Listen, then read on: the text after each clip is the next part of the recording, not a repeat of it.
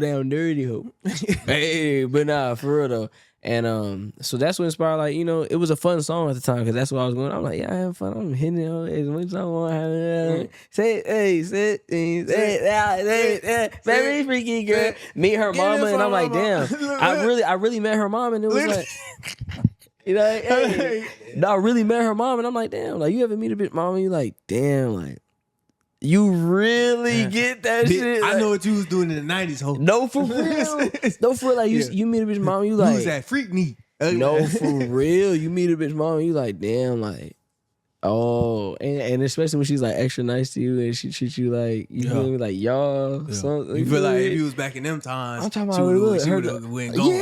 Yeah. Her daughter would go to work the thing and her mom cooking me full meals and shit. Like full, I'm talking about plates full to the tizzy gang, like to the corner of that bitch. First off, yo, welcome to the TLE Podcast, where we can talk about anything, but we love to talk about how we get to a bag. I'm your number one host, A-Rod. You know I got Baby Meech, aka Zay, why you do it to him? Yes, sir, Ziggy. Man, what's up, bro? Ziggity, as people call me. Some people call me Ziggity. And you know we also got who we got in it? Yeah, your boy 90s in here. You dig? Yes, sir. Yes, sir. Full circle moment. If you ask me, you know, greatness. For sure. All right, let's do it. Hey, bro, can I get one more shot? For sure. Come on, man. You don't gotta have right, twin. Okay, yeah, no. Use a Super Bowl hand. I ain't gonna lie. I'm feeling like that. So I can't go live on TikTok right now, but it's okay. Fuck them. All right, dog. So let's start all the way from the beginning, man. All right, let's do it. For the ones who don't know, tell the people where you from. I am from a small city in Indiana called East Chicago, but like, don't get it twisted though. Like, I just took bro over there. How fast did it take for us to get to Chicago? Hold on, you're from a small city in Indiana called who? East Chicago. The city in Indiana is called East Chicago? So look, it's called that because like politically we got cut off. He just told you right now it took us a bridge to get to Chicago. We literally crossed the bridge. Oh. Not no San Francisco bridge, gang. I'm talking about like, bloop. Okay. Hello, we in Chicago. So you feel me? It's kind of hard to explain. So we just tell people like, hey, Chicago, you know what I mean? Right. Well, I don't like doing that because I love the state that I'm from, but I grew up in Chicago though. You know what I mean? So you also where the Jacksons from? Oh yeah. My career. I wanted to take brother there too, gang. We ain't had no time. And you met the Jacksons. Yeah. Facts. I met the brothers. How was that? And how did that come about? Man, bro, I was working a job. Yeah. That's hard. What job was you working? I was working at a 5-star restaurant called Rosebud, and you feel me? They just love my personality, and they was like, yeah, we're gonna put you in there with the Jacksons. I was like, the Jacksons? I can spark this right now. For sure. All right, but yeah, I'm like the Jacksons. And they're like, yeah, they having a get together because they was planning a Jackson museum. I don't know if I was supposed to be leaking this shit, but I ain't signed no NDA. I don't get no fuck. Yeah. So they over there planning a Jackson museum and shit like that. I guess they were planning for the movie. You know what I mean? Because you know all that shit came together. I get they was having a meeting with the Jackson franchise. That shit and shit. Was about a year ago. No, that was about last year. Yeah, barely a couple months ago. Yeah, probably 6 months. Yeah. I literally just had it. You feel me? I ain't gonna lie. Mm-hmm. Like I just left that shit for that. Man, that shit not me. So what is Rosebud? Rosebud. It was a steakhouse. Rosebud. What was that? It was a steakhouse. It was okay, a steakhouse. You was working at a restaurant. I just worked at a restaurant. They liked your energy.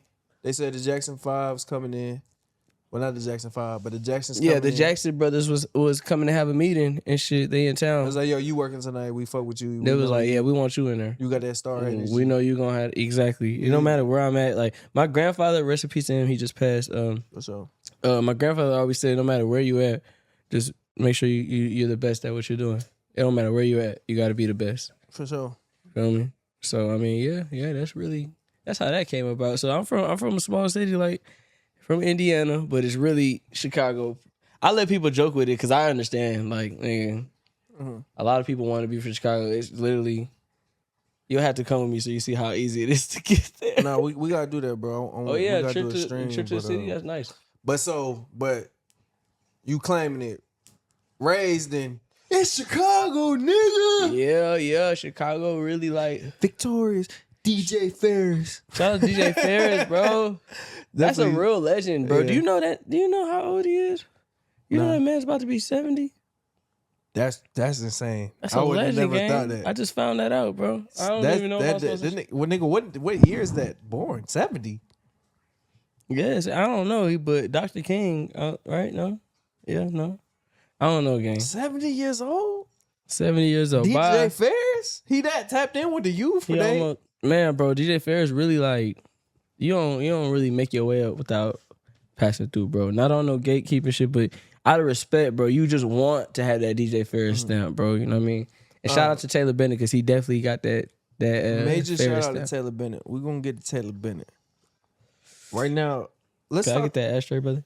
For sure. I don't want to. Let's talk. Let me hit that motherfucker. I mean, you know it. You I know don't it. use smoking my fire. You know it. Y'all. Come on. I'm gonna get comfortable. I took my shoe off. That's cool. For sure. All right, bet. Land Strip Trip. When Land Strip Trip was here, he was comfortable like that. So You work with Chip? Yeah. You know that's who I did the Lotto song with. I did not know that. So we have to talk about all that shit, bro. Because it's like Chip got me my second Lotto. Land Strip Chip. Yes, yes. I have an interview with him, bro. That's crazy. So look, I already had.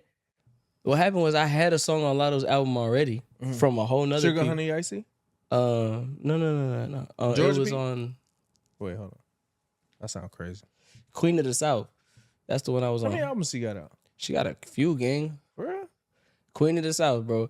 So on that album, I already had one from a whole nother camp.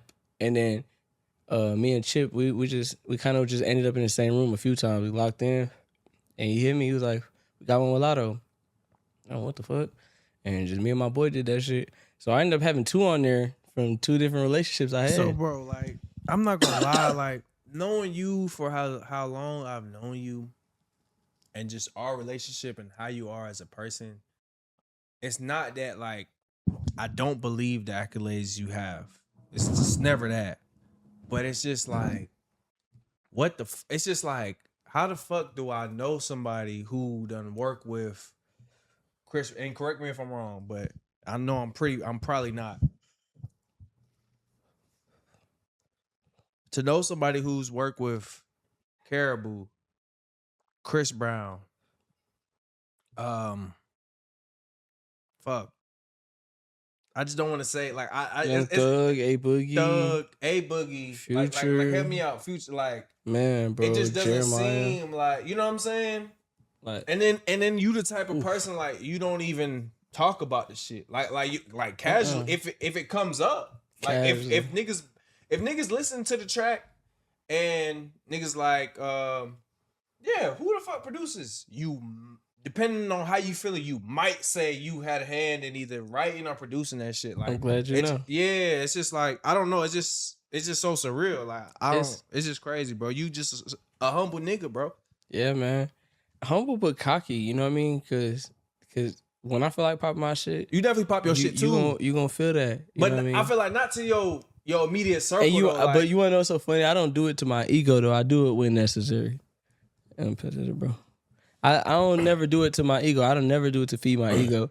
I just know like in this world, you gotta be gritty sometimes. You gotta know it. And then like when you're a nice person like me, like I'm really nice. And I don't care who says I'm an asshole. I'm really nice. But I can be an asshole. But it's controlled though. You feel me? It's controlled chaos. when it's necessary, bro. It's controlled and chaos. Bro, the music business is one that. of the most grimiest business, cutthroat business. It might be top three. I ain't gonna lie. Being a rapper might be a little more dangerous than being the president. Nigga, I agree. A lot of people don't. Agree. The president has top tier protection. I don't think there's not protection. a more dangerous occupation And then when you're the president, you protected for life. for life, gang. Obama good for life. It don't The list can matter. Go on. That's locked in, bro. You cannot can't touch touch a a former president. Nigga, of you the can't. United States Obama of don't America. even be at his old house, gang. I promise you. I used to live a couple blocks away from Obama's house, and nigga, just going on a walk, nigga might just walk to Walgreens or something, might just walk to a liquor store type shit. You never know what you had to get a day after pill, but like type shit. So walking there, like nigga, you'll see CE. I mean, what's that shit called? Not CEO. What's that shit called? Secret Service. I'm over saying CEO. You'll see them niggas like they damn near watching you when you walk by. Like, bro, he not even there. Bro, when the president, when the Rappers don't get that. when the president touched down, if you're in a, I don't know, 50-foot radius or more, your phone is fucking jammed, bro. Someone's in. A day What? after pill is crazy. Chill. Day After Pill is Chill. Y'all crazy. choosing I what to didn't comment? catch that. I ain't. What is that? You don't know what that is? No. You know what that is? What happened the day after? Bro, you don't know what the day after? Nah. What happened the night before? The night before. Yeah. Oh, damn. Plan B. Wait, yeah. There you go, twin. Okay. Yeah, I fuck with it. So Okay. yeah, we call it the day after. It's a little It more. hit It's different. classy. We on Chicago shit. It's classy. It hit different. Yeah, it hit different. That's class. But Damn, I wish I could be on TikTok right now. But I wanna talk about like the influence Chicago done had these last more than 10 years plus now. I would say probably 13, 14-year run now since Chicago got, I want to say since Chicago, the drill side of Chicago got introduced to the world. Like, you know, me and you, we had a brief conversation about the fashion, you know, the designer belts and shit. Like when the biggest, one of the newest generation's biggest pioneers that came out of Chicago, Chief Keef, like, tell me about that time. And we mentioned DJ Victorious, DJ Ferris. It's Chicago, nigga. I don't know who tag that is, but when you hit That's DJ Ferris. that's DJ Ferris shit. Okay, that shit iconic. So take me back to like where you was at that time as a creative and what that movement did to you. You know, it was so different for me because growing up, I grew up on Hispanic music. You know, Mm-hmm. I wasn't really too familiar. I could tell you hip hop songs, but like I could tell you hip hop songs. Like I didn't know what was going on in the new rap shit. You feel Right. me? Two Chainz was already making his mark before I knew what was going on in the rap scene. So it hit a little later for me. There was when I got hip to Chief Keef and all that, there was a girl that I went to church with. She was a troublemaker type shit, you feel me? And I'm not gonna say her name because that's my sister for real, but she know. Like she used to be around all of them. Like but she was like one of my mom's daughters, you feel me? So my mama let her come over at any time. And so she'll come to the crib and like be playing these nigga shits because she's in their videos. You know what I mean? So she's just like, this Tato, this Chief Keef, this, you feel me? Like everybody, Lil JoJo, like she's with, you feel me? Everybody. So I'm learning the timeline like that, you feel me? And then like she kind of like low key like alley-ooping me, but I'm barely starting making beats, you know what I mean? I'm not really all that. So I'll be around, but nothing really never stuck because I wasn't really a producer for real. Yeah. I was just trying. Yeah. So you feel me? That's when I started just coming around, just being back and forth, and that's when I got familiar to like what's going on with the Chicago stuff. Then when I got to high school, you know, because that's like 6th, 7th, 8th grade, all that shit happening. I started seeing the effect. I started seeing the belts. I started seeing the polos. You know what I mean? That's when I'm like, oh, I started seeing the culture because I think I was in a charter school in middle school. I was in charter school my last 3 years. Yeah. You know what I mean? So they wasn't really, they kind of was here, but they really wasn't. And when I got to the public school and high school, oh yeah, it was up. Like that's where I seen the culture for real. I seen everything. I'm like, oh yeah. Like the effect on that was crazy, bro. Like we was fucking taking niggas' belts, like Yeah. and like wearing that shit to school.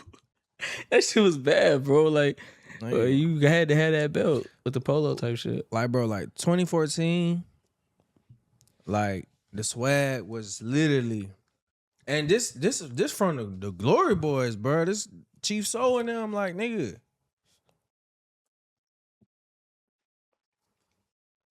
The swag literally was Trury jeans on. Yeah. Some mics, like they say in Chicago. Come on. AKA the J's. That's casual. Designer belt. Look, polo. You can go polo. Or you go you can go Nike. You can go Nike windbreaker. You also go rocks. You can go rocks. Yeah, the jeans could go any type. Trues or rocks. No cap.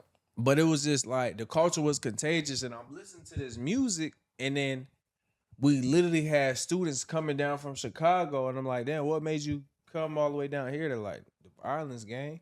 So imagine listening to some music, because you know we always be like, yo, this capping ain't rapping shit. But imagine listening to some music and you actually like seeing this shit firsthand, like, oh shit, Yeah. it's actually crazy up there. But I never even thought about Chicago, being raised out here. Like, where the fuck is that at? I ain't even, you know what I'm saying? So Yeah, brother. gonna be good clips there. But anyways, so yeah, so I just wanted to talk to you about that real quick, cause yeah, that was a crazy moment. That was like, even like Chief Keef's deal was like with Interscope. That was a crazy deal. Like, he really changed the game with that shit. Yeah, yeah. Especially being where we from. Like, Yeah. come on now. I mean, bro, innovative. You feel me? He always doing something, being 10 steps ahead. You know what I mean? And I feel like he's now one of those artists who was blessed with the opportunity to be given like a second career run. If you know what I mean by that. Yeah. That second career run is different. Like, when the artists really reinvent themselves. Oh, yeah. Like Young Berg, the Hitmaker. Like Fabulous, for real. You know, when it was lit before, kind of died down. And then brought it back up. Yeah. Because now, like, bro, when Sosa dropped, that nigga dropped. And then his production, bro, he don't even sound like other producers. You know that's Chief Soul. Like, he doing that shit himself, bro. Like, that nigga having fun in the studio. But I love that. I love anything creative, bro. Like, you feel me? Like, everything else is a plus. You feel me? Because that's our compensation for what we invest. You know what I mean? Whether it be time, mentally, physically, whatever. You know what I mean? That's expected when you show up. But his creativeness, man, since the beginning, that boy has been unmatched. For sure. His creative tone. You know what I mean? So, for sure. Shout out to Sosa, bro. Hey, you want to know? It's Chicago, nigga. What song was that? That was a horn. See, I gotta put some headphones on this motherfucker, bro. Yeah. Hold on, bro. I would have turned up to that motherfucker. Yeah. All right, let's do it again. You ready? All right. It's Chicago, nigga. Yes. That was so silent. Chat, y'all, I know y'all just heard hella shit, but I promise you that shit was silent as hell over here, bro. I ain't even gonna fake it to y'all. That shit was just nigga, that shit was silent as fuck though. Only you would do some shit like that. You feel saying fuck the awkwardness. Nah, again. Like, but that's what we love about you, bro. And that's why it's so difficult to like be like, damn, this is really the same nigga who has all these accolades. Right. It's your time to get the flowers, bro. But we're gonna get to that. But all right. From the beginning, let's talk. You really from Indiana, from a small town called Chicago. East Chicago. East Chicago. All right, bet. Raised in Chicago. All right. When did you find music? When did you start dabbling in music? Early as hell. I believe I was like 6 years old when my uncle had like a piano in there. Fucked around on the piano and then like learned. I just was playing by ear. My mom probably didn't believe that was me playing. And then shit, it just turned into me writing songs for my cousins. Like during, you know how their family be like, show your auntie that one song that you made. Yeah. That shit real, bro. Like that shit, that's a real thing. You know what I mean? I went through that shit. Yeah. And then fast forward, ironically, I'm songwriting for celebrities. You know what I mean? Like it's literally, when I be doing that, when they be asking me, I be like, I make sure I take advantage of the opportunity because I realized that's my root. Like, that's what I was doing. All that, like, show your auntie that song you made. Like, but since I didn't sing at the time, I wrote something for my cousins to sing. My cousins can sing beautiful voices. My cousin has beautiful voices. Yeah. They just, you feel me? They don't, that's not what they do, but they can sing. But even as kids, for Christmas, we couldn't open our gifts till we sang the song that we wrote. I mean, oh, shit. Now, fast forward, instead of show your auntie that song, it's like, let's show Chris Brown this song. Let's show Party this song. Same principle, just different people. Exactly, you know what I mean? So that's why I'm always grateful and make sure I show up when those opportunities really, when it's time to lock in. Present themselves. Mm-hmm. Got you. So it started off with that. And around high school, things started like really shifting because I was basically posting content at 14 and it just getting discovered by so many people through Twitter, Facebook. So when it comes to the content, you definitely post a lot of content. You post all types of content, especially like funny content. You've been viral a few times. At first, being around you and being an artist who was actually signed to a label, I didn't understand like why. But now, knowing some A&Rs and seeing what they have artists do, they have them post content. Like, how important do you think content is for an upcoming artist? I believe it's strong. Like it's like the music is our product. You know, at the end of the day, we are in the music business. Mm-hmm. You know what I mean? So not only do I take pride in creating the music, I take pride in getting it out there.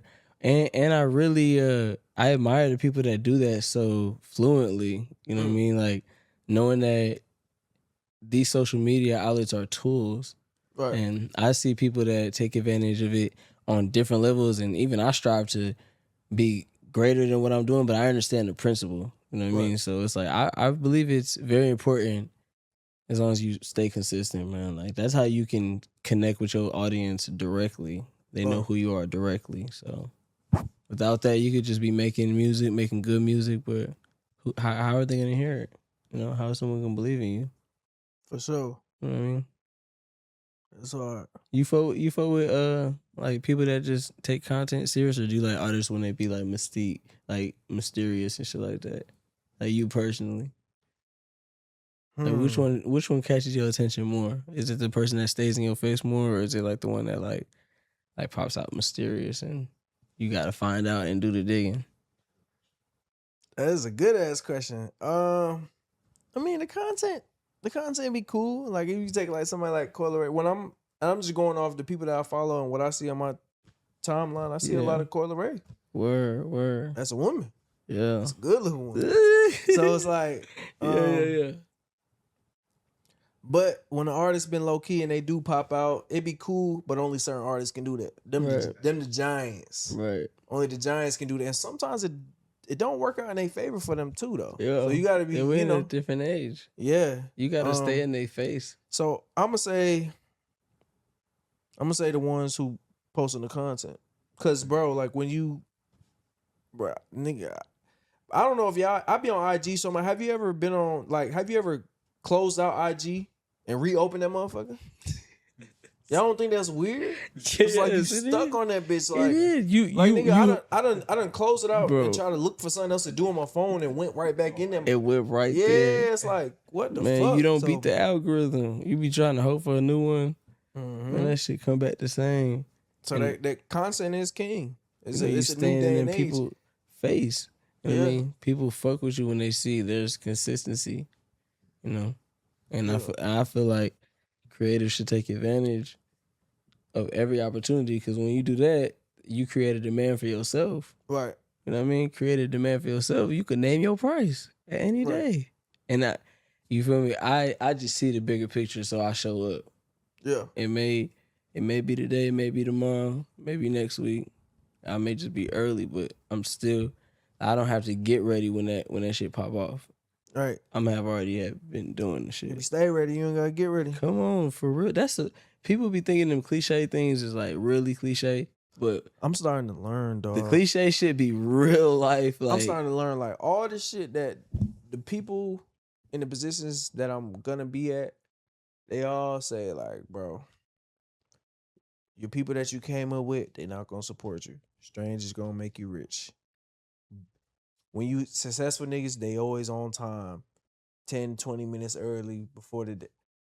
Like, before you in that position and you hear it's just like, yeah, that's what they all say. Once you starting to get there or just being around me, interviewing people in the position I want to be in, they all got this one thing in common. They punctual. They very, very intentional about their moves. Like, they speak shit to existence. They all got that one. They all got those like few things in common, no matter what different things they do. So it's just like, that shit all real, dog. It is. I love it though, because that's what we here to do. We here to create. I mean, and you got the ability to. And they all not regular. Like legendary creatives are not average, regular in the slightest way at all. Why should you be? Right. It ain't no point to be. Right. If the idea that you create doesn't scare nobody, or even yourself. Yeah, you ain't thinking big enough. When you talk about your goals and aspirations and shit, if it don't give somebody else, if it don't give somebody who don't think like that the chills, it's not big enough. You ain't think big enough. Yeah. If somebody agrees with your idea, you might need to think a little bit bigger. For sure. Just a little bit. Yeah. For real. That shit's supposed to sound off the wall. It's supposed to be like, yeah, you get it. Yeah, for real. That's supposed to be can't like. even fucking fathom that shit because that's almost where, like. That's where you got to have the bar. That's where you got to have the bar set at. Fuck with that. Yeah, that's how I think though. And at the same time, taking it step by step, not too much pressure on oneself, but showing up to what I say I'm going to show up for. Right. That's what I feel like has been key. Because then things happen. I'd be like, oh shit, what the fuck? Like, I didn't expect, like, for real, the shit that's going on right now, I didn't expect that shit to happen. Like, people probably think, like, yeah, no. I be laughing, bro. I be laughing by myself, bro, because I be like, bro, people probably think I'm like in the office cooking, like, yes, nigga, I'm literally about to drop this shit like this, and nigga, I'm about to make this song right here. Nigga, it do not go like that. Yeah. It's just shit that you least expect. I get up and do the things I say I'm gonna do consistently, and then like the storyline just kind of just adds to itself. It's like food, you feel me? Like we're still cooking right now. Right. And then when I see it, I'm like, okay, I know how to pivot because I've already been showing up with the content. I've already been showing up with building an audience, building a fan base. And then when I see an opportunity like, okay, babe, we can grow this. We can be bigger than what we're thinking. Okay, babe, let's double down on what we're doing right now. All right. You know what I mean? It's easier. It's just happening naturally, gang. Like I'm not sitting around thinking like, oh yeah, I have to do this now. I don't have a team yet. I'm just taking it day by day, and the storyline increases by itself. Right. That's that energy. For real. So, what's up, brother? You get to high school. When you get to high school, what starts to happen? What's the next major domino that begins to fall? Oh man, I decided to do an R&B song. That was the one right there. With who? You said what? With who? By myself. I was. Tight shit. Yeah, I was doing. I'm basically an artist at this time. Like 13 going on 14. And this is prior to you winning talent shows and. Man, the talent shows happened before that. Yeah. And then when I got to high school, it was more so like I've already been dropping music as a rapper, but I had an audition to be on Empire, the TV show. And damn. And it was that and then the rap game I was on. I literally did 3 to 4 auditions. I made it past all 4. And then when it was time for casting, I guess I just didn't get it. But that was interesting because I did those the same month, I believe. But when I left the Empire one, I just remember seeing like a sign about some medicine, and it was a song called Pills that was starting to go through my head. I wrote the song and set my phone up. I could still find the video, but I set my phone up and I sang it on the video. And by the time I went to school the next day, that shit had like 12,000 shares. That shit was just going viral. You know what I mean? Like super, like all the teachers like already knew who the fuck I was. It was crazy. I started getting booked. Like that week, I started getting booked for shows like every weekend for years. Like, cause I was making music with no curse words, so I was kid friendly, but it was like that shit was hard. It was like what grade was you in? I was a freshman going on sophomore year. Damn. So you was already doing shows as a freshman? Oh yeah, I was opening up with Lil Uzi, Young Dolph, Young Thug. Like, bro, the catalog is crazy. So they had this thing called Party in Peace. Do you remember when Chief Keef had that hologram that got shut down years ago? Yeah. That happened in my city. That festival, me and the owner of that festival, Malcolm, he always had a heart for me, bro. And he would literally be like, bro, any show that you want to be a part of, I got you. So people was paying like man, I don't know what to get in their slots, and he would always bless me and just give me a stage slot. Yeah, because this song was like literally, it was evident, bro. You feel me? Like I performed it one time, and I had the video on my Instagram. I don't know where my phone is. What's the name of the song? It's called Pills. That's cool. But there's a video on my Instagram where PNB Rock commented on, and I was performing, and I didn't have to even sing the song. Like I was just. The crowd was singing your shit. It was the girls were like really like damn near crying. Like it's pretty. What? It was pretty scary. You know what I mean? Damn. Yeah. So that went on, and the teachers, man, they embraced it. Everybody, shout out to everybody that embraced it. So I ended up getting reached out to by the label on Twitter, and they basically was just like, hey, send in music. And then they had some type of seminar going on, I believe. And I went down to Atlanta. Here it goes right here.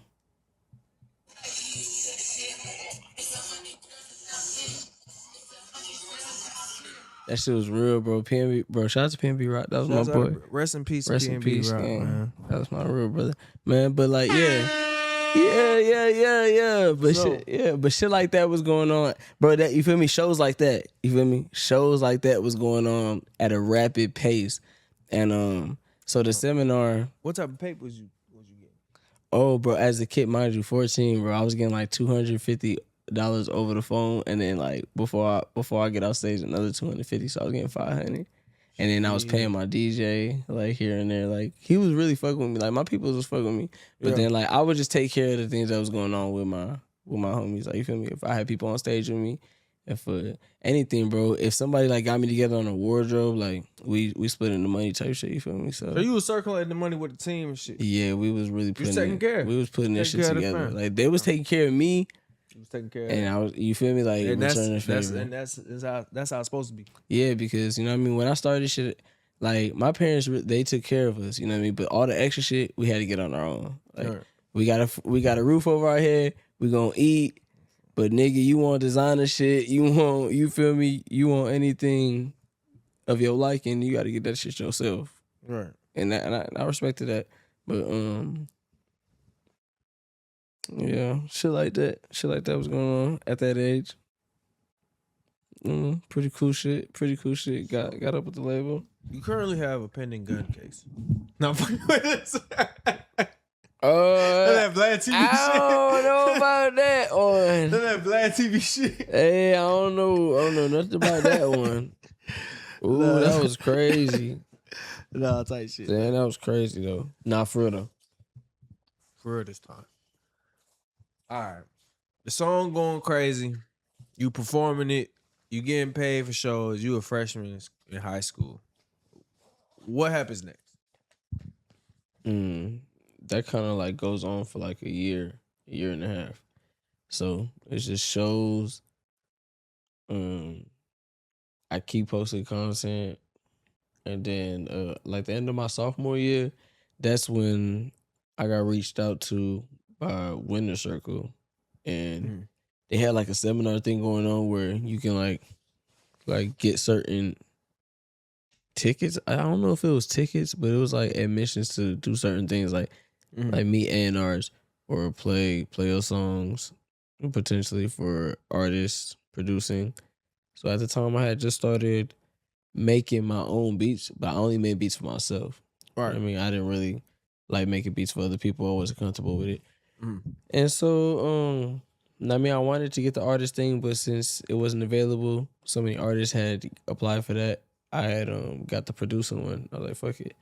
So when I get there, he was like, you know, which one are you here for? I'm like, shoot, I'm here for the producer one, but I be rapping on my own beats. And then he was like, all right. He told my mom something like along the lines of, hey, you better be hard. And my mom was like, I wouldn't be down here if he wasn't. And then after that, it was just kind of like a magnet between me and the team. I mean, like, they just, by the end of the night, was just like, yeah, so do you want to be a part of the team? You know, they heard my shit. And yeah, that's where it started for real. Like, at going on 15. I mean, signed by a major. Yeah, basically they were starting up, you know what I mean? They were starting up at the time, but they were partnered with, you know, different A&Rs, different labels, getting records up. You know, they were a production company. Right. And then at the time I didn't really know how to make beats at that level, but they put me, I was around all the greatest hit makers, bro. You feel me? Like every day. every day. You know, just basically just casually chilling with them. You know, just being homies and then Like just who? learning. Go Grizz, Pooh Beats, Grizz? Smash David, bro. So many people like these was every day, you know. And one of my favorite people to even be with in that camp, my boy Yak. You can't even compare like energy when it comes to Yeah, cool. Yak beats, man. Gotcha. Like for real, bro. Like talk about somebody that believes in you. You know what I mean? That boy Yak, he'll fight when he fuck with you. Like he fuck with you, you know that. You know what I mean? So it's just it was brotherhood in that. Well, there is brotherhood in that. You feel me? I'm gonna say. Yeah. So it was never no disdain. You know what I mean? It may not see eye to eye, but not with those people that I named. But just in general, like not just different paths type vibes. That's just what it is right now. So a rebranding, I mean, really sticking to the brand. I'm just a creative gang, you know what I mean? That happened and we just got to working. You know what I mean?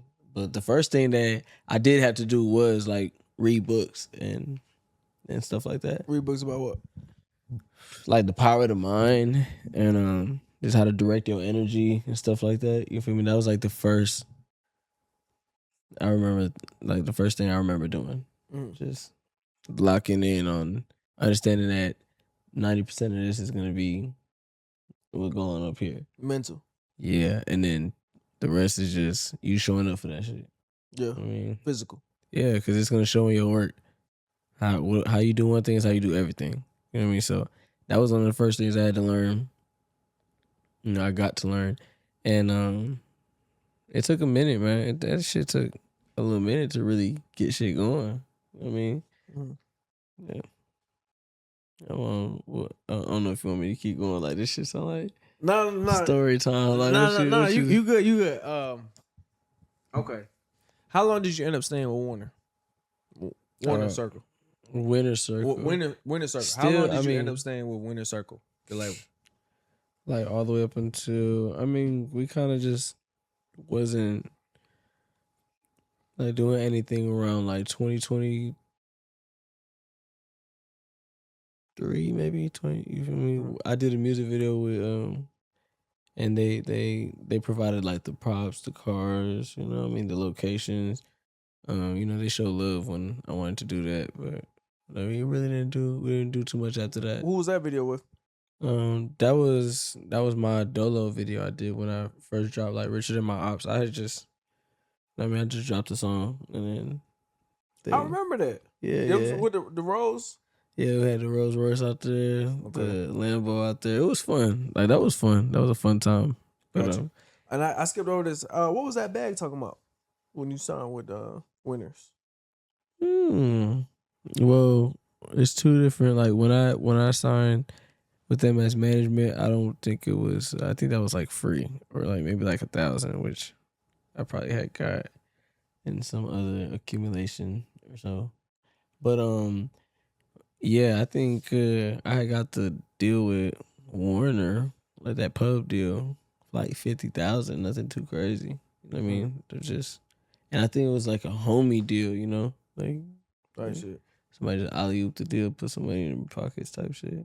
But right after that, not due to the deal, but just so happened to be happening at the same time, I was getting different placements and working with Lotto and stuff like that. So it all just played out correctly as far as the brand was concerned. And I already knew like, okay, just capitalize the brand and what you have right here, use what you have, utilize what you have, and just make it bigger. You know what I mean? So I knew like, okay, may not have been in my best interest to be in this deal at the moment, but I'll make it the best. You know what I mean? And I did. As you should. And I as did. you did. Yeah, exactly. I worked that motherfucker correctly. I believe so. Because I basically like juiced it as much as I could and like expanded. You know what I mean? Because yeah, I mean, I definitely put in all the work, but I understand that it's like they're if you let it, they'll just let you be like a producer credit. You know what I mean?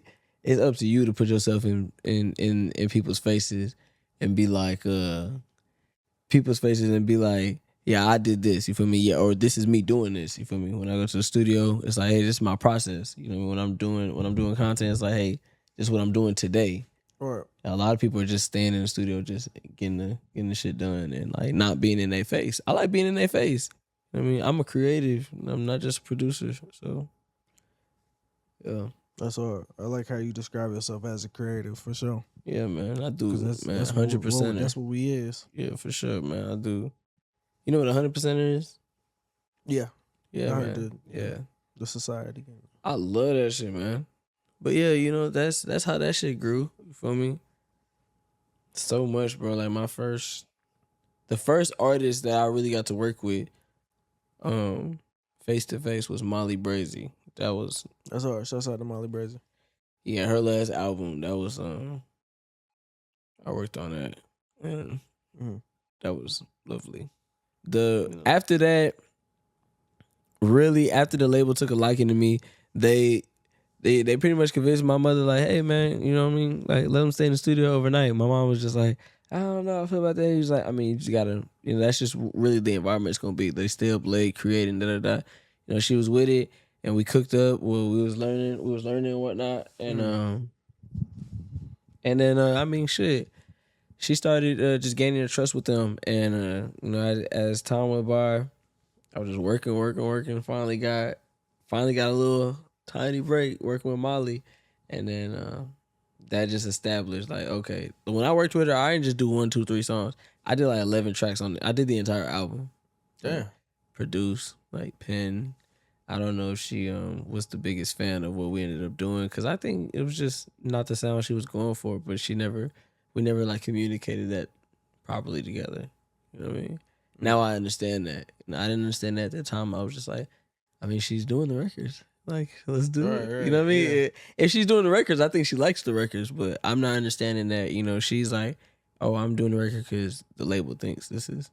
Like, I'm not understanding that's what she's I'm doing thinking. what the label wants me to do. I'm not thinking that. And she didn't know how to voice that. Yeah, and me, I'm basically just an innocent bystander because I'm like, bro, I'm just You doing my working too, job. you working like she working. Exactly. You know, when we come to the studio, you're doing your job, I'm doing mine, but I didn't understand. That was never communicated. You know what I mean? So, but we still have fun doing that. You know what I mean? We still created a bond off that. I was there at a couple of music videos, like iconic music videos of hers. And I remember one time, like, I think it was either an edible she gave me or like we smoked something together. But man, we was in Miami. She was doing the Never Trust a Bitch video. And I was off the edibles. I couldn't get out the car. I was in the rental, like, just knocked out. I just didn't want to get out. I was like, no, I'm too fried. Damn. Yeah, so shout out to her. She know how to get fried though, like for real. Yeah. Like I don't know about now. I don't know about now because you know what I mean. We grown. Yeah. I don't know if she doing that, but if she does, then I know she out smoking. I know she out somewhere smoking getting niggas. fired up. I ain't gonna lie. I know she out smoking niggas for sure. But I mean, yeah, that's just you know, creating a bond with people. Is it? Yeah. Ay, Dios mío, Perico. Damn, Che, I ain't gonna lie, I done got comfortable. All right, I'm going Naruto. I know my boy over here. Oh shit. I mean, yeah, we gotta don't just. I dream. Oh shoot, what's up, baby? My fault, I had to get in that. All right, these shots are small.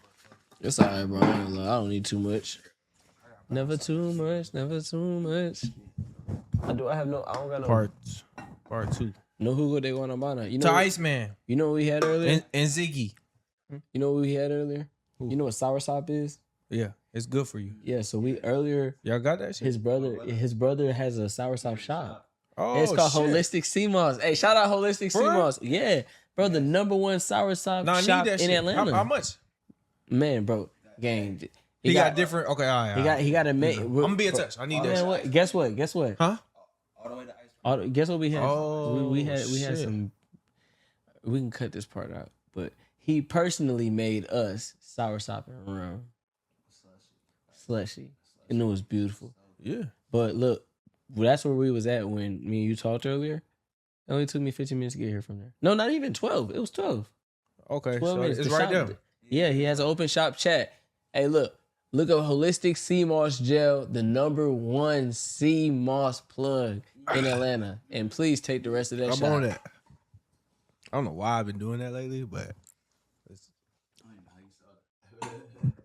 they been on me, dog. Don't play, because I know he be playing. All right. This interview is just so funny, bro, because it's like the point that I got to, it's like, you know, now my interview is a little bit serious, but niggas started when this shit was just, you know what I'm saying? Yeah. Like, it was serious back then, but niggas was just doing whatever. Yeah, But anyway, actually. man. Okay, Molly Brazy, shouts out to her. After her, where we go next, man? Shoot, I'm still just making beats and then shout out to my boy, Turn Me Up Josh. I always gotta credit. Turn Me Up Josh. I always gotta credit him because around that time, he was taking an interest in me. He was just like, man, bro, people gotta hear you, dog. Like your shit crazy, bro. He would personally call people and just be like, yo, this is it. Like I remember when he called Dej Loaf, and him and Dej Loaf was like this. Yeah. So he would just be like, yo, you gotta work with him. As soon as you come out here, you gotta work with him. And then me and her would talk. But that's like prior to him passing. But he was a prime example of like believing in yourself because no, he passed. Yeah, man. Yeah, shout out to him. He was a Lil Durk engineer from back when to all the way to Laugh Now, Cry Later. That was like the end of it. I mean, yeah, man. R.I.P. Turn Me Up, Justin. Boy, rest up to my boy, man. I swear, like I watched people kind of like, not kind of, I watched people talk down on him. I watched people talk crazy about him in ways you couldn't even imagine. Inhumane ways, I promise you. Right. Like shit that's not eating Like a him. dog. You know what I mean? Because he also had health conditions and shit like that. That's kind of like what led to everything.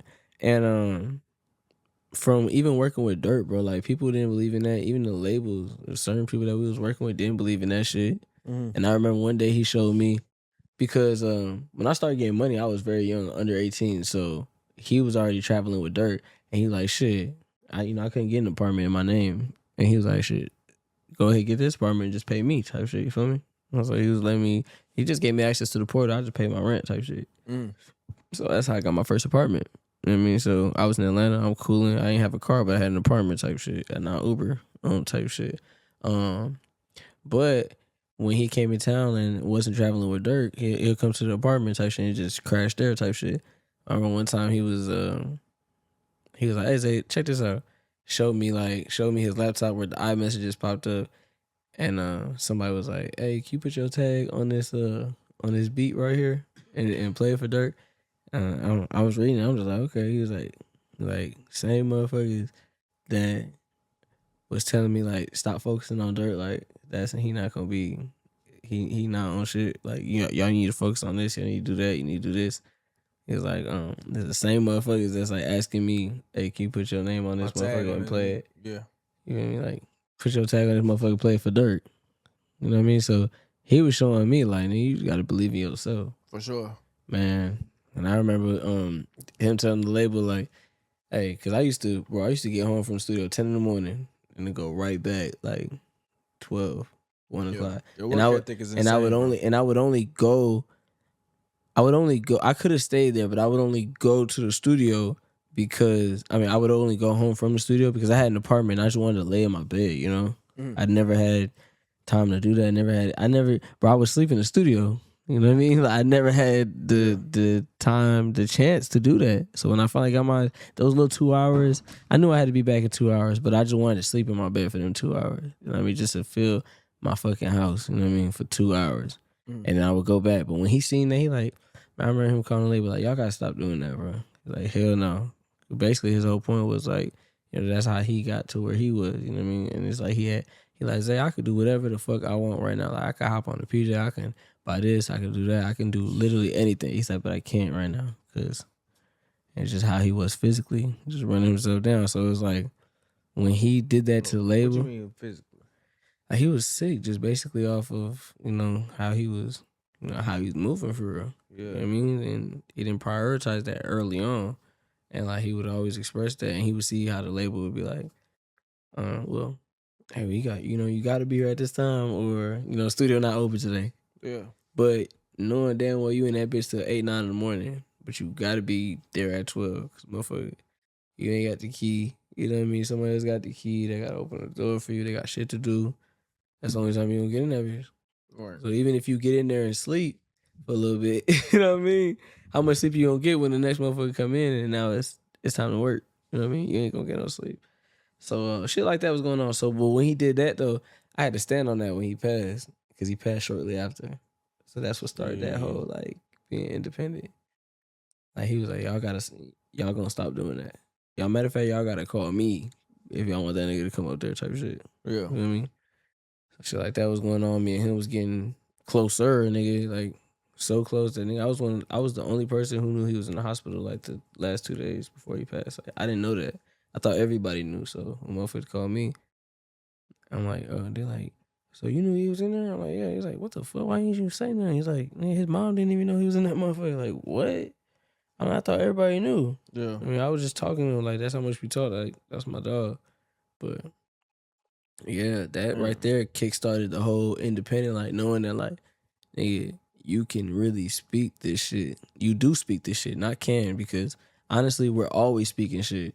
You either speak the shit that you created or you settle for. You know what I mean? And that's by your repeated thoughts and your repeated words. Yeah. You know? If it's not what you created, it's what you settle for. That's the only two realities you get in life.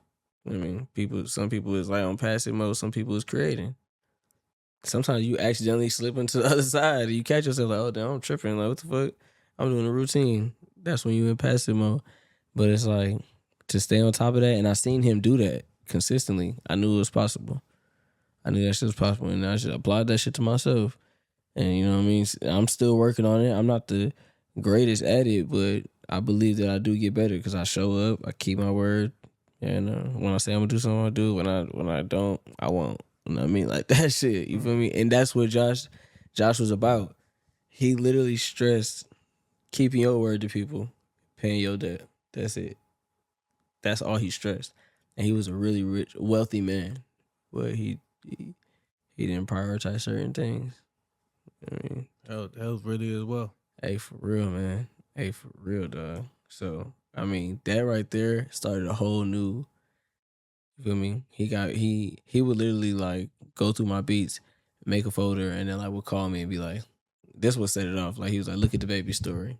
And then boom, get on the baby story. You there. And I'm on that motherfucker. I'm hearing my tag. And I'm like, what the fuck? And I see Josh in the background. I'm like, oh shit. You feel me? Like, so he started giving me shit, like, you feel me? Shit getting rotating for me, you feel me? Even with my R&B shit, like Josh taught me like that I could sing. Like I was just trying shit a little bit, but he heard me, you feel me, fucking around. I remember he had a little chick in the studio. And I don't know if he was just showing off his engineering or what, but that nigga glassed me, gang. Like he had me sounding perfect. Yeah. You hear me? I'm talking about like oh yeah. So you feel me? Like go in the booth, you feel me? He doing this thing. I'm hearing myself get better, and then he created me my template. That's what helped me like hone in on my R&B. Right. Because he created me my own sound at that time. Yo, singing with an A. With an A. You feel me? I started not singing. Yeah. And I started getting into that R&B bag a little more, like remembering like, okay, bet. Because now by this time, my beats is good. Like I'm making beats for other people now. Because remember I started, I didn't like making beats for nobody. Right. Besides myself. Then understanding like, okay, this is what we doing. So boom. You feel me? I started, the label was like, oh, you got something with the baby? Yeah, we finna put this shit on. I get on paperwork at 18.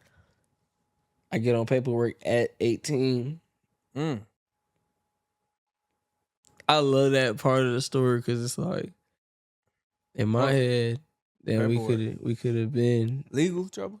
No, I get on paperwork now, like with damn, you talking about legal? I don't do none of that. No, my bad.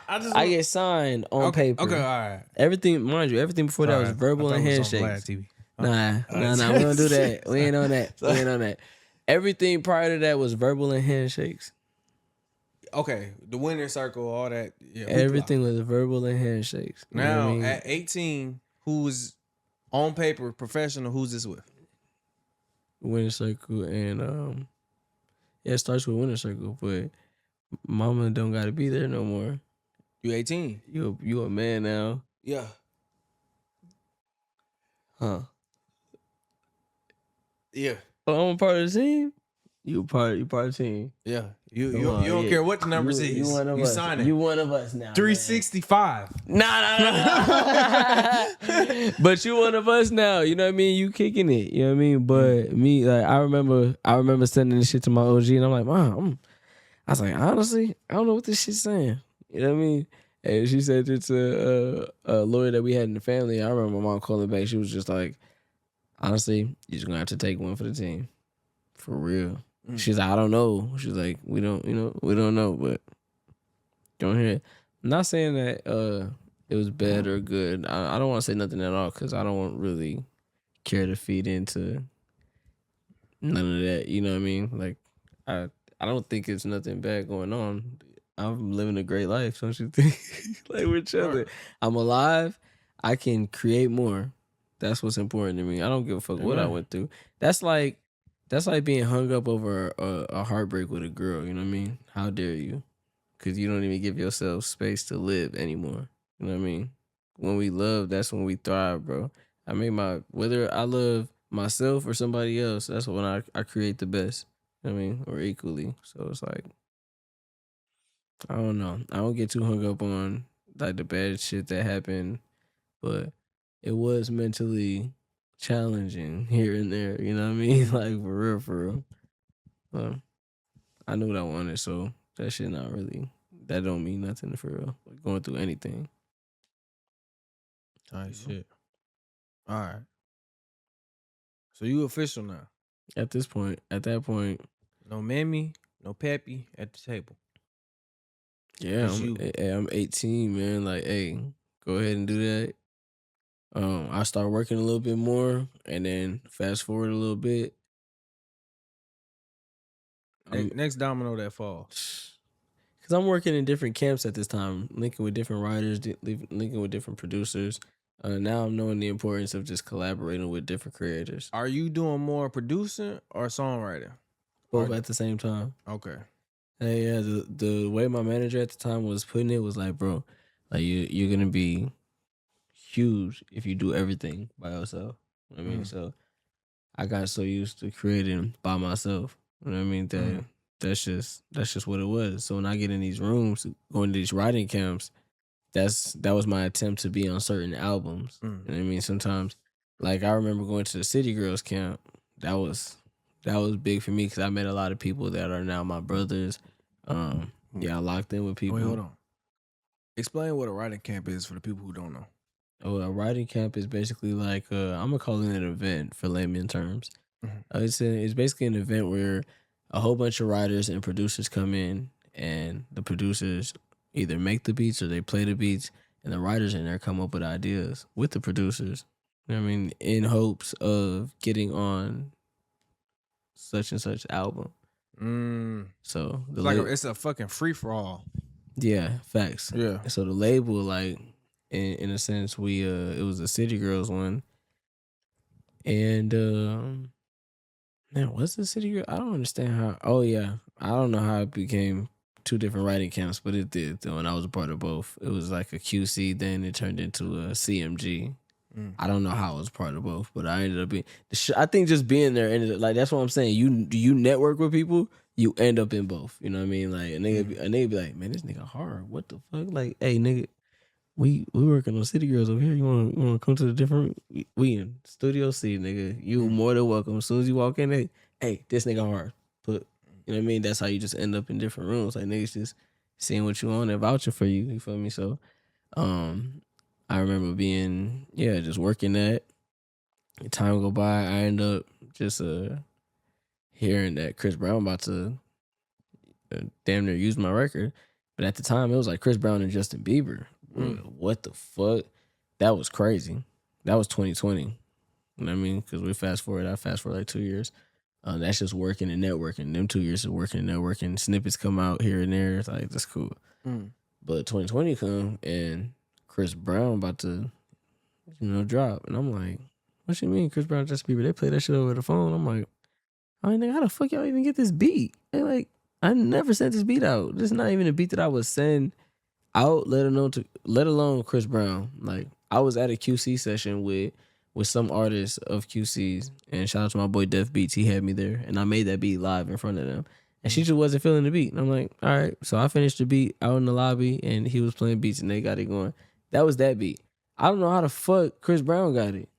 Like, in my knowledge, my guess, think somebody went on my laptop and sent that shit. Because I promised I would never send that beat. I didn't like it. What track was that? I Got Time with Young Thug and Shad the God. Shout out to God. Shout out to God. Am I saying it right? Yeah.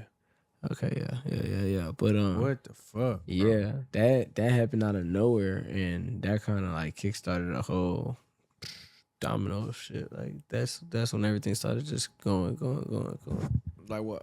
Like A Boogie, like working with Future, working with Jeremiah. Well, yeah, the song that I did with Turn Me Up Josh ended me up with Jeremiah, and then I just started linking with different writers like London J. Me and Lance Strip Chip had we had our moment. We had a season. Lance Strip Chip. Yeah, shout out to bro. We had a moment, but London J really like shaped me as a person. You know what I mean? Just when it came to just knowing what I wanted and demanding that shit. You know what I mean? Go Grizz, huge confident booster, bro. Like he'll remind you all the time. Like he'll tell me all the time, like nigga, you the hardest, bro. Like what the fuck? You know what I mean? That's my like real life brother. Yeah, like things like that. I mean, just having those people around you, the camaraderie, it's goated, bro. Like, Yeah. Goated You got story. so many damn accolades. All right, so And that shit just beginning, bro. Like, man, Yeah. I want to do so much more. Like, I'm ready to just get this shit. I want to fast forward 6 months from now so y'all can see, like, damn. So this shit about to be- and that's the thing about what you do, like, and you know, just to fast forward this, ironically, but your placement with, well, before I go there, well, out of all your accolades, what do you feel like your biggest placement was?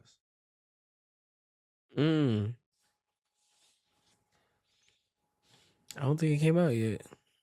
Okay, all right, I rest my case.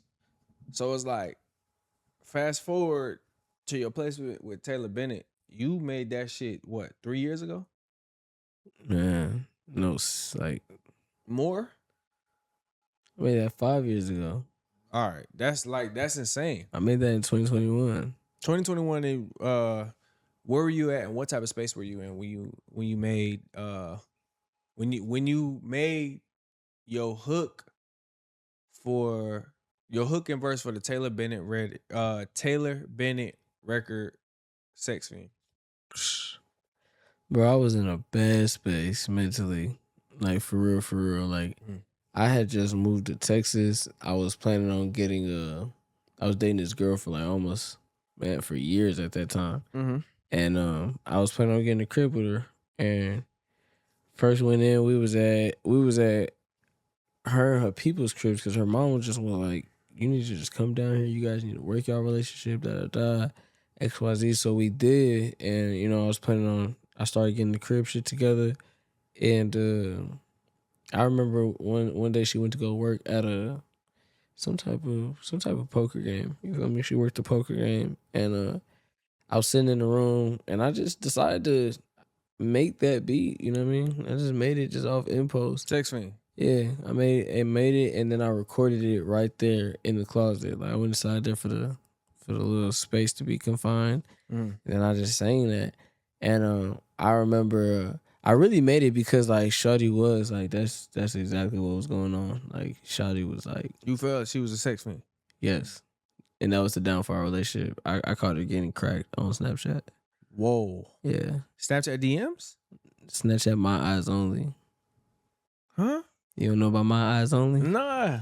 Yeah, that's that secret pocket right there. Ah. You know how you can see your Snap memories? Yeah. If you keep going to the right, you could be in the My Eyes Only. You got a secret Ah. password. It's a secret gallery. And I opened that motherfucker. I got in there because, you know, she was very predictable. Yeah. And I guessed knew the her shit. password. And I seen some horrific shit. Ah. Now, shit that she probably couldn't fathom. He knows. And he knows I'd be wrong if I were to say it right now. Tight. Yeah. Right? Would I be wrong? Oh, he crazy, bro. Yeah, nah. Yeah, nah. All right, man. So I caught the bitch two-handed a bad nigga. yo, this nigga still proceeds to say two-handed the who? A mandingo. Ah, Yeah, Ziggy, son. no. Yeah. No, bro.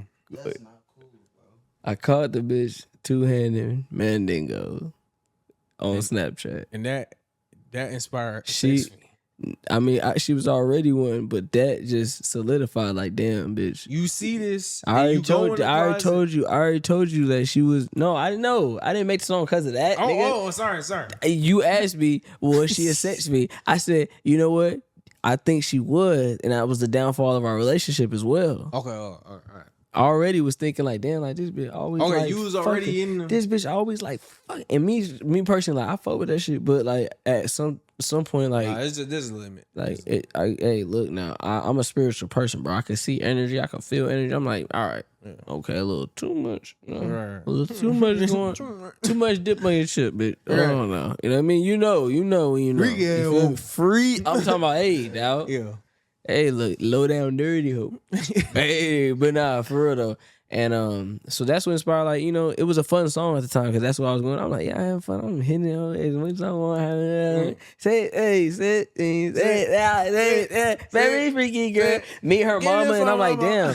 I really met her mom, and it was like, you know, like, hey. No, I really met her mom, and I'm like, damn. Like, you ever meet a bitch mom, and you like, damn, like, you really get that shit. I like, know what you was doing in the 90s, ho. No, for real.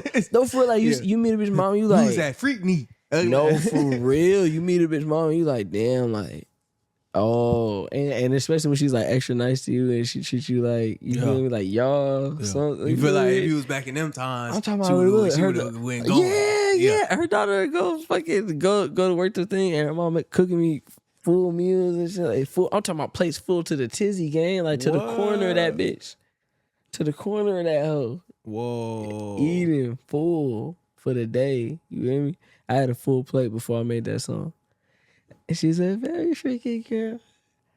I think she get it from my mama. I don't know. You hear me? And when Sex this Fiend, shit really Taylor got like, Bennett featuring Zay out right now. Yeah. Sex Fiend featuring Taylor Bennett live on the Time After Youth album. Taylor Bennett, man. Shout out to bro, man. And like I even met him like based off like for real. That whole relationship, she's tatted on my arm right now. She's not gonna stay on my arm, but she's tatted there. That whole relationship really led to like all this that's going on. You know what I mean? Mm-hmm. I was just in a dark spot, and then the people that I was around that time was just like, man, I love your energy. I want to bring you around somebody. And then shout out to my boy Hollywood. Like I started working with Hollywood. You ever heard of Girl, You Could Be My Sneaker Link? You my sneaker link? Yeah. That's his song. You feel me? So he's a Chicago artist. One of the top. Like when Juke shit came back, rapping, like that nigga was the pioneer. You know, that nigga is the pioneer. You know what I mean? So he, you know, he took a liking to me, and that's my brother. You know what I mean? We had the same energy. Just he is Chicago culture. Like It's Chicago, nigga. like he's super Chicago culture. Dead ass. Like he really is Chicago culture. No cap. So like when we intertwine like our energy, it created something big, and that's where Baby Meech came from. Like just being around him and being in big videos. And I remember like these comedians was just like, man, Baby Meech, the fuck you talking about? And that shit went viral. You hear me? Like, anybody say nothing to you, Baby Meech? And then like going to the clubs with Hollywood everywhere because I was producing his shit. You feel me? We had the Shot O'Clock shit go viral, and like everywhere we went, we turned that bitch up. So it's always me and him. Like we're the only hype one. So I'm the nigga producing his shit, but I'm also an artist, you know. And he let me be an artist. He giving me the mic to perform. You feel me? At all this shit. You feel me? I'm still performing, but I'm also producing this nigga shit. You feel me? So this nigga started bringing me around Taylor Bennett. He's like, yeah, Taylor about to start having these sessions every week. You know, Taylor was basically opening up the studio for all creators to come in and work on his project with him. And I came in there. Him and Hollywood was working on something. Shit, the same way I learned to do in these writing camps, I applied it there. You know what I mean? Because I'm mature at this point. I understand what the fuck going on, and I apply it everywhere I'm going. So I took my laptop. Okay, y'all doing that? I found me a room, and I dominated that shit. I found a way to get the aux. Sex Fiend was like the second song I played. And then shout out to Cody. You ever heard of the blog What's the Word TV?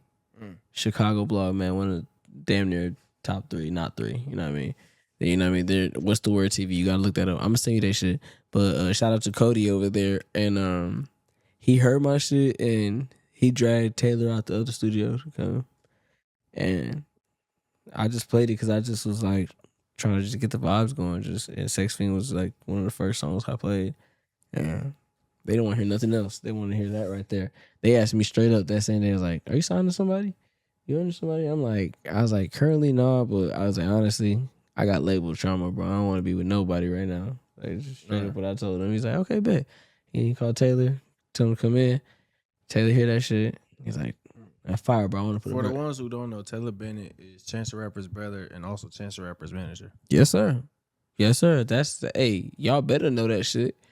Y'all better know y'all fucking homework. Don't be walking around here. I mean, they look just alike. They look like twins. Like, hey now, say now. They're really, really a genuine person, man. So he's like, yeah, I want to put a verse on it. Me, you know what I mean? At this point, it was more so like all right, you know, if you say you is, okay. If you don't, okay. Like, I was on that, you feel me? Because originally I'm there for Hollywood, but I do like networking, so I just wanted to see, you know, what we can catch while we here type shit. You never know. It's a lot of good creatives. So time go by, and like they really fucking with this record. Like they keep texting me about this record. His team is on me about it, and then I don't hear nothing. You know, some time go by, I don't hear shit. And then I'll run into them in public, just supporting Taylor or something. And he be like, "Bro, we're still doing that song." And I'm like, "All right, bro. Like, you know what I mean? We out in public at the club. You know what I mean? Yeah, I see you at the club. That's like, you like, bro, we're still getting our interview, bro. You see me at that's like it's that. Like one of them, It's like, all right, okay, bro. When it's time to talk, hey, what day we doing it? Then I know, okay, you know what I mean? Other than that, it's like, all right, bro, hey. Just some shit to say. You know I want you on this episode. You know we need to get that episode. We still working on it. Yeah, just let me know, bro. Yeah. You know, the let me know conversation. We're going to call it LMKs. Yeah. And I thought I was having an LMK, man. Mm-hmm. And I guess I wasn't. Because some time went by and he hit me. He like, "Hey, bro, I want you to mix a song." I'm like, damn, if somebody wants you to mix a song, that means that motherfucker coming out, ain't it? You feel me? Mm-hmm. So I got on it, you feel me? And I didn't have the best mix, honestly. I'm not no mixer. So I was working with what I got, and I sent back my best mix, what I thought. I sent like 5 different versions, and they just, you know, didn't like it. So I just thought, like, okay, if we're going to chalk it, we're not going to do it. And, like, some time go by again, and I start seeing his team just watching my stories, and then randomly he was like, "Hey, can you work with damn, this is gonna be my first time disclosing this." Come on, man. It's TLE, man. Come on, man. He said, "Can you work with my artist Lil Moo?" And if you don't know who that is, that's On Top of Cars. Yeah. Yeah. I love her so much, man. Like, me and her have like a real personal relationship. So like I don't talk on it because like I respect her creatively so much. Like, it's not even about like, oh yeah, I'm working with Miss On Top of Cars. Like, no, like I see her vision all the way. You know what I mean? I fuck with that shit. You feel me? I do my best to give her something out the park every time. So when Taylor hit me, he was like, "Hey man, I want you to work with my artist. You know, Lil Moo." Me and Lil Moo already knew each other because I was working with Hollywood. And if you don't know Lil Moo, she started off dancing.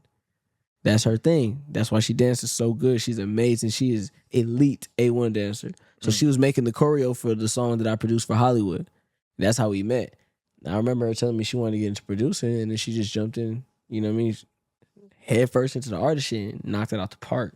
Yeah. You know what I mean? So, boom.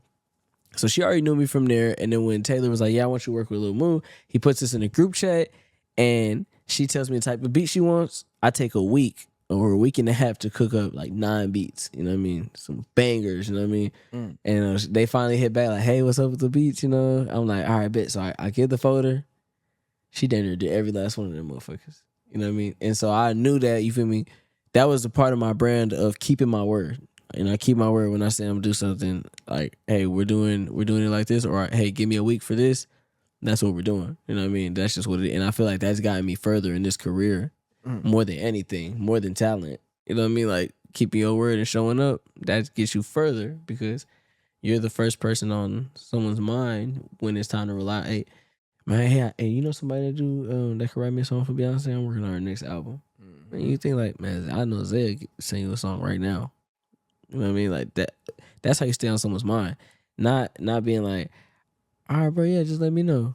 Cause then you know, like, man, I know I'm not finna hear from this nigga at all. I ain't finna call this nigga. All right. Because that's gonna fuck your name up. Feel me? So that's kind of just what that was for me. You know what I mean? So Yeah. yeah, I just feel like, you know, yeah, I don't know what else to say, bro. Yeah. I know. It's a book. It's a booklet full of shit, bro. Like, all right. So I mean, shit. At this point, where we at in the timeline? No, at this point, where we at in the timeline? It's hard to tell because we don't. It say 140. No, not. I'm saying like as far as like the storyline, like where we at in the timeline? You know, just working with Lil Moo, and yeah, keep my word with that. And that's how that song came about. I thought he was just LMK, and after I kept my word with that, he started talking about the song. He like, all right, what's your official name for this? And what's your BMI for the splits? So he's like, you already know you getting most of the record because then you produced this shit. You da. You did the beat, and you also on the chorus. I did the beat, and I got a verse. I had a verse. It's your song. Yeah. Like he the feature. We're not gonna say it like that.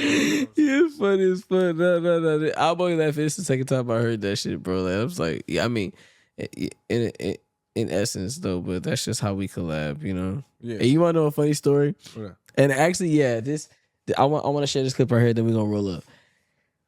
I remember when Taylor. Oh yeah, we need a good clip for this because this is This is a juicy story. This is a juicy story. I remember during those creative sessions that Taylor was having, he would audition different artists on songs. And I remember he was auditioning artists on Sex Fiend. And I don't know if you know, I'm nice, but I can be an asshole when it's time to be an asshole. For sure. I walk in the studio and I'm hearing the most horrific shit on my beat that I don't like. And I don't know if you watch my stream, but bro with me on stream all the time. And it ain't pretty if I don't like no music. Yeah, definitely tune into your It's stream. not pretty. I'm stream every day, 8 p.m. by the way, Eastern chat. You can see exactly what I'm talking about. I literally get to asking the engineer, I say, hey, who is this? Because it's on my beat. It's on my Sex Fiend beat. Yeah. And I don't hear Taylor on this bitch yet.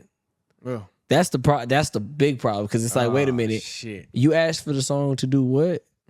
Are you getting on this or what is going on? So I heard some people that I did like, but it's like, why am I here? What's going on? So I'm asking, I'm like, hey, who is this? Who's on this song?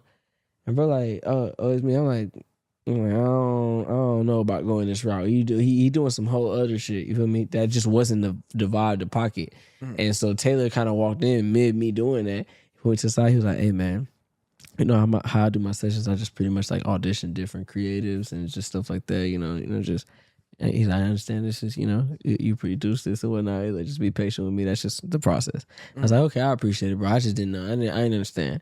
But it's just so funny because like that just showed me like a whole nother style of creating, you feel me, that I wasn't hip to. That you feel me?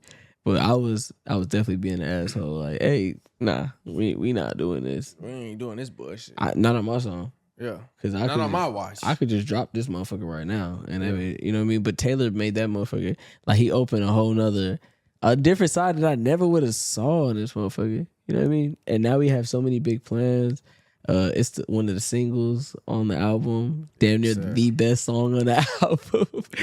Like, sure, yo, it is. Best song on the album, though, man. And I love the album. I play it all the time. The album's hard. I play it all the time. So prior to this, I never heard of Taylor Bennett. Wow. But when I tuned into Tay, Time After Youth, I I was like, this dude is different. Like I feel like he really took his time and understood what the game kind of been missing, and it was like refreshing. Like when you listen to a Taylor Bennett song, you don't know where the fuck he's gonna go. It might start off a certain way, but it ain't gonna end that way. Right. And on Time After Youth, it was just so many examples of that. Right. So, Right. And I love that album, man. And shout out to him because I've already been working on like my brand and my community, and this just helps out so much. You know what I mean? We just made Times Square Billboard. Shout out to bro. So you just been doing music your whole life and really finally, It's finally sprouting. yeah, finally really getting your recognition for real. Like, how does it feel, bro? Sometimes I get really excited because I know it's going to happen. And I know what I'm going to do once I cross the finish line. I know how I'm going to give back. I know I'm going to change people's lives. That's what I'm excited for. Amen. Like to be a part of somebody's breakthrough, like, because I know what it's like to just be like, damn, bro, like, is this shit even going to work? But like, I know it is, you know, but not even like a doubting, but it's just like, bro, nobody shows up and be like, do this, do that. Nobody comes up to you and tell you to stream and be like, and tells you to press start stream. It's up to you to press that blue button. You know what I mean? And that's to have that every single day, no matter what's going on, to find a way to create through that shit. That's the biggest, you know what I mean? That's the best way to invest yourself, and knowing why you do it, man. It feels amazing because I know I'm gonna change somebody's life or somebody's, like multiple people. So it feels surreal. I wanna do more though. No, Definitely you want gonna to do do more. more. No, like my goal right now is to focus on my project. You know what I mean? Let's talk about that. The next project. Yeah. What can we expect? Making a transition. How many projects do you have out already? I have singles right now. Nothing. Okay, all right. So you smart. Yeah. So you've never dropped a project. I haven't dropped a project. I'm gonna drop my first project to pretty much expose like who I am. For sure. Is it gonna be EP? It might just be a mixtape. Might just be a mixtape. You know what you're doing. You ain't just like, oh, I'm gonna drop an album. Mm-mm. You know, all right. So what's the reasoning behind that? I just want people to just come along on a journey with me, like like legally though. What is the cheat code behind you not? If there is, but what is the cheat code behind you not just jumping and dropping a debut album after dropping singles? What's the reasoning behind that? Because I just call it smarketing, you know, just being a smart marketer, just knowing that it's not the time for that. Yeah. But knowing that, like people are interested in hearing the body of work. Yeah. You just got to do it right. You know what I mean? And so as far as legally, I wouldn't say nothing legally. I just understand as a business how I want to see things being ran. So it's like, you know, starting off a mixtape, but just having the freedom to create. I want people to just know me, get to know me right now. You know what I mean? Mm-hmm. That's all my goal is, connecting with my audience at. So just want to bring back mixtapes before we get to the album things, you know. So I'm dropping my first tape, pretty much the project. It's called December 8th. It's gonna be on December 8th. Why December 8th? It's my birthday, and I feel like it's gonna be a great opportunity to explain who I am in different forms. You know, it's like a birth of me, so to speak. You know what I mean? So my birthday. You a Sag? Yeah, that's big Sag. So it's gonna be it's gonna be great. It's my transition to R&B and melodic. You know? So we're gonna have fun. What can we expect from? Wait, all right. First, what is your stage name? Is it Zay? Baby Meech? That's just a handle, man. Like that's just like a personality. Okay, all right. You know Hard Nard? Yeah. Hard Nard going by Fat Smack and Hard Nard. Damn. Which one is it? You know that? I didn't know that. I know about Hard Nard. Right. But he going by Fat Smack. His IG Fat Smack. No. But I don't fucking know. But he go by both. Fat Smack. Right. Yeah, I just got the name, bro. I just got the name Baby Meech like off of that YouTube video, bro. Like I remember niggas was like, nigga, anybody saying nothing Baby Meech? And then me and Hollywood was going to different clubs, and girls were literally coming up to me like, bro, ain't you Baby Meech? Like after we got off stage, like you're Baby Meech, and I'll be like, then I go back like, damn, that video went viral as fuck. Like you know what I mean? So I just had to run with it, bro. Hollywood was like, nigga, run with that shit, Run bro. with the wave. Yeah, run with that shit, gang. So man, that shit. Take a break. Let's just. I feel like, did we touch on everything? Man, I think we touched on everything, man. Time After Youth out. All right. Sex Fiend out on all platforms on Taylor Bennett's Time After Youth album, bro. His stage name is Zay. Stage name Zay. All right. Bitches call me Meech. Okay. Zay, where do you see yourself in the next 5 years?